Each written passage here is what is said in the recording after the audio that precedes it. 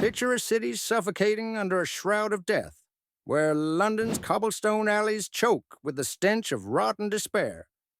It's 1665, and a creeping horror, born of fleas and filth, claws through the heart of England.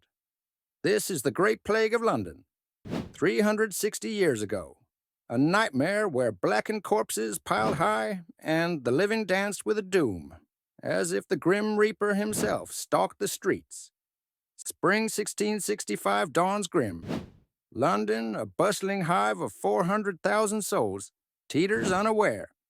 In St. Giles Parish, a tailor's house festers with the first victim's swollen buboes, fevered screams, per parish clerk John Graunt's records.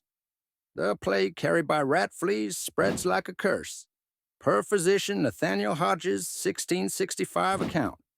By June, 10,000 are sick, their bodies marked with black tokens, death's cruel signature, per Samuel Pepys' diary, June 7th. Families bolt doors, but the pestilence seeps through cracks, a specter no lock can bar.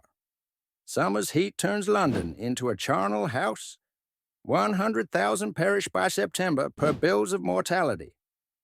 Entire streets fall silent save for the wail of mourners and the creak of death carts.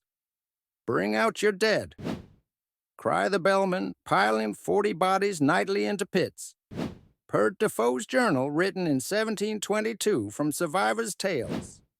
Red crosses mark plagued homes, trapping the living with the dying, per city orders. Mary Godwin, 20, watches her 5 children blacken and die. Her sobs recorded by Vicar Thomas Vincent. Dogs and cats, 3,000 slaughtered, litter alleys to curb the plague. Per council edicts, their blood mingling with human despair. The horror peaks in autumn. St. Paul's churchyard, a mass grave, swallows 2,000 weekly, per bills. Plague doctors, cloaked in beaked masks, wield lancets to drain buboes, their eyes hollow behind glass, per Hodges' notes. Quacks peddle cures, toad ashes, unicorn horn, while the dying choke on their own blood, per Pepys, September 20th. A mother, Anne Harris, 35, buries her family, then dances mad in the streets. Per Vincent's 1666 sermon, as if possessed by death's cruel jest. The Thames, once alive with trade, carries only coffin barges, 10 a day per Defoe. By winter 1666, the plague ebbs, but not before, claiming 100,000 lives, 1 in 4 Londoners, per Graunt's tally. Survivors like Pepys, 42, note eerie quiet, markets empty, per his February diary.